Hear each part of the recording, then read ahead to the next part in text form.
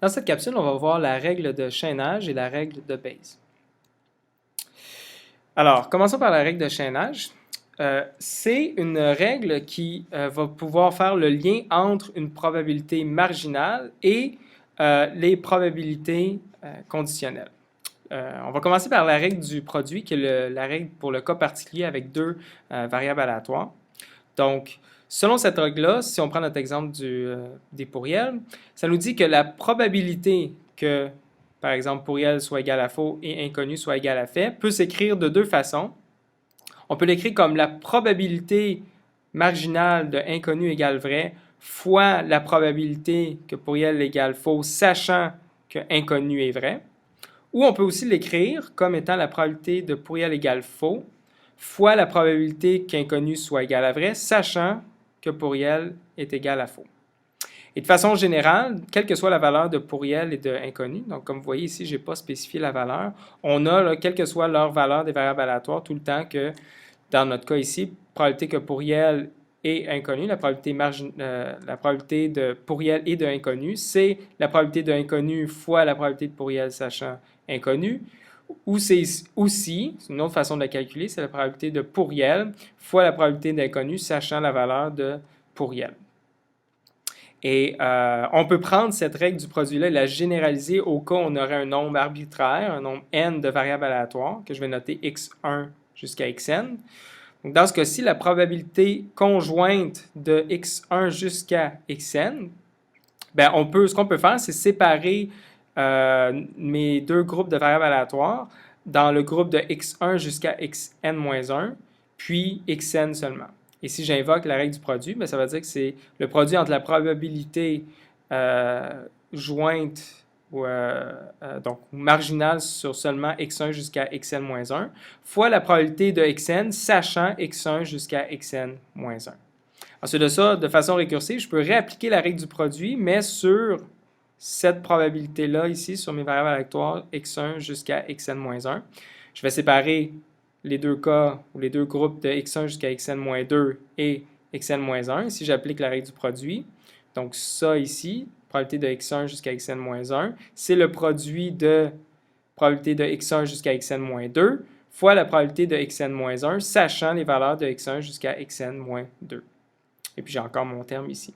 Et si je continue comme ça, je peux obtenir la formule générale qui est la probabilité de x1 jusqu'à xn est égale au produit de la probabilité de xi sachant les variables aléatoires x1 jusqu'à xi-1.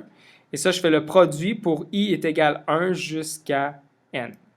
Donc ça, en fait, c'est une autre façon de l'exprimer. C'est le produit de toutes mes probabilités marginales xi sachant les variables x1 jusqu'à xi-1.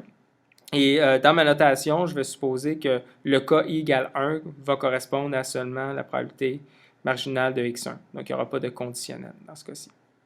Et ce symbole-là ici, si vous vous demandez ce que c'est l'équivalent de la sommation, mais où plutôt que d'accumuler en sommant les termes ici, on va les accumuler en les multipliant ensemble. Donc ça, c'est une autre façon d'écrire probabilité de x1 fois la probabilité de x2 sachant x1 fois la probabilité de p, donc la probabilité p de x3 sachant x2 et x1, et ainsi de suite, jusqu'à la probabilité de xn sachant x1 jusqu'à xn-1. Donc ça, c'est la règle de chaînage. La règle de chaînage, elle est vraie quelle que soit la distribution conjointe sur toutes mes variables x1 jusqu'à xn. Donc ça, ce que ça veut dire, c'est qu'en fait, plutôt que de spécifier mes probabilités conjointes x1 jusqu'à xn, un peu comme j'ai fait au tout début là, dans la première capsule où j'ai donné la probabilité de l'assignation de mes trois variables aléatoires pour tous les cas possibles, je pourrais à la place spécifier ma probabilité conditionnelle de x1, ma probabilité marginale de x1, ensuite de ça, ma probabilité conditionnelle de x2 sachant x1, ma probabilité conditionnelle de x3 sachant x1, x2, et ainsi de suite pour toutes mes variables aléatoires. Et si on me donne toutes ces probabilités-là ici, je peux calculer, avec la règle de chaînage, toutes ces probabilités-là ici. Donc, c'est une façon équivalente de définir un modèle probabiliste entre mes variables aléatoires. Par exemple, dans mon cas du pourriel, imaginons que j'ai seulement, je considère un cas encore plus simple avec deux variables aléatoires, pourriel et inconnu. Plutôt que de spécifier toutes les probabilités jointes pourriel et inconnu, je pourrais spécifier la probabilité marginale, disons, sur pourriel. Donc, c'est quoi la probabilité a priori d'observer, de recevoir un pourriel? Donc, dans ce cas-ci, on suppose que 80% du temps, je reçois pas un pourriel, puis 20% des courriels que je reçois sont des pourriels. Et puis ensuite de ça, je pourrais définir toutes mes probabilités conditionnelles possibles. Donc, la probabilité que l'expéditeur soit inconnu lorsque je reçois lorsque j'ai pas reçu un pourriel, donc la probabilité dans ce cas-ci se trouve à être élevée, c'est-à-dire que si je connais l'expéditeur, si j'ai reçu un pourriel, ben, les chances que je ne connaisse pas l'expéditeur pardon. Si je reçois pas un pourriel, donc si j'ai reçu un courriel valide, la probabilité que je connaisse l'expéditeur, donc inconnu soit égal à faux, est pas mal élevée. Puis on remarque que dans le cas contraire, c'est-à-dire si le courriel que j'ai reçu, c'est bel et bien un pourriel, mais dans ce cas-ci, la probabilité que je connaisse l'expéditeur, c'est-à-dire que l'adresse de l'expéditeur ne soit pas inconnue, est plus basse et beaucoup plus élevée, donc que je ne connaisse pas l'expéditeur, ce qui, donc, dans ce que ça représente pas trop mal un cas réel. Et donc, si à la place j'avais spécifié tout ça, je pourrais calculer toutes mes probabilités marginales sur pourriel et inconnu. Donc, entre autres, la probabilité que pourriel soit faux et qu'inconnu soit vrai, ça serait la probabilité que inconnu soit vrai, sachant que pourriel est faux. Donc, dans ce cas-ci, cette probabilité-là m'est donnée ici. C'est 0,1, c'est la probabilité qu'inconnu soit vrai, sachant que pourriel est faux, fois la probabilité a priori que pourriel soit égal à faux, et ça m'est donné ici. Donc, je le produis de 0,1 et de 0,8, ça me donne 0,08. Et donc, ça serait, selon ce modèle-là, la probabilité jointe de pourriel égale faux et inconnu égale vrai. Il y a un autre exemple ici que je ne ferai pas, mais que vous pouvez faire comme exercice. OK, mais imaginons que j'ai fait toutes ces définitions de probabilité marginale puis conditionnelle, mais que là, je veuille calculer la probabilité que le courriel que j'ai reçu soit pas un pourriel, sachant que j'ai observé que l'adresse de l'expéditeur est inconnue. Okay? Donc, remarquez qu'ici, c'est la conditionnelle dans le sens inverse. Moi, j'avais défini, dans mon exemple, la probabilité de inconnu sachant pourriel, mais là, on me demande, et je m'intéresse à calculer la probabilité de pourriel sachant inconnu. Donc, ça me permettrait de prendre une décision, à savoir si j'observe que l'expéditeur est inconnu, est-ce que je mets le courriel dans ma boîte de pourriel ou pas. Okay? Bien, il se trouve que je peux quand même faire ce calcul-là, même si j'ai défini P de I sachant P de inconnu sachant pourriel. Je suis capable de calculer P de pourriel sachant inconnu, et je fais ça comme suit. Dans ce cas-ci, j'ai besoin en fait de la probabilité de inconnu sachant pourriel, mais aussi de la probabilité de pourriel seulement. Donc, effectivement, la probabilité de pourriel égale faux, sachant que inconnu égale vrai, par définition de la conditionnelle, c'est la probabilité de pourriel égale faux et inconnu égale vrai divisé par la probabilité de inconnu égale vrai.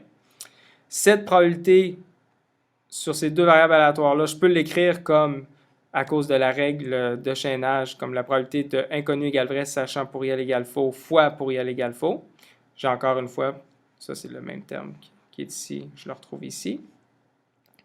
Et ma probabilité marginale inconnue égale vrai, c'est la probabilité marginale inconnue égale vrai, pourriel égale faux, plus la probabilité inconnue égale vrai, pourriel égale vrai. Donc, je fais la somme sur les valeurs possibles de la variable aléatoire pourriel, puisqu'elle n'est pas spécifiée.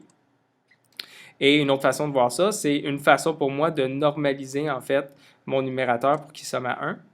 Donc, si je mets tous les chiffres, je fais tous les calculs, je ne les ferai pas dans le détail, mais ça me donne 0,08 sur 0,08 plus 0,12 qui me donne 0,4. Donc, même si j'avais défini probabilité d'inconnu sachant pourriel et probabilité de pourriel, je suis capable de redériver, ou de dériver en fait, la probabilité de pourriel sachant inconnu à partir de ça.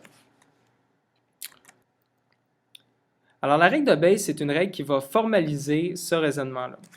Donc, la règle de Bayes dit que la probabilité de certaines causes sachant des objets que l'on observe peut être calculée comme étant le produit de la probabilité des effets sachant les causes fois la probabilité des causes, la probabilité marginale des causes, normalisée, donc en divisant par la probabilité marginale des effets.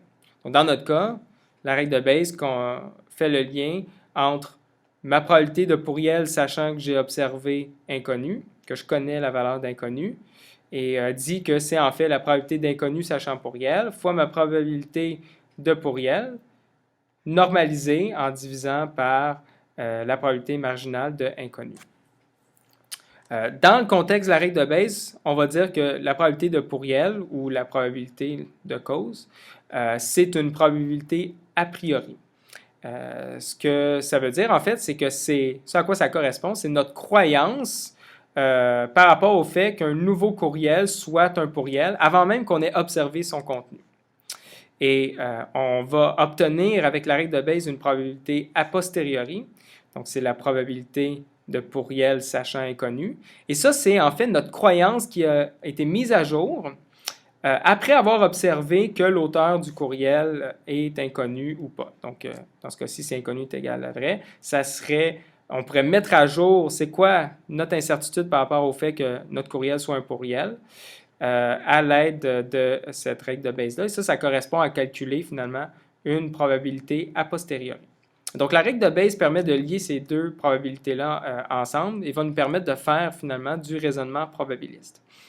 Une autre façon de voir en fait la règle de Bayes, c'est qu'elle va nous permettre d'obtenir une probabilité diagnostique, donc une probabilité qui permet de faire le diagnostic des causes à partir de certains effets observés.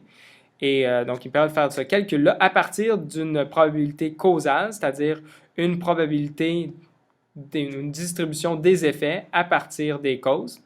Et ce qu'on a besoin, par contre, également, c'est qu'on définisse la probabilité a priori des causes. À partir de ça, on peut utiliser la règle de Bayes et faire du raisonnement probabiliste.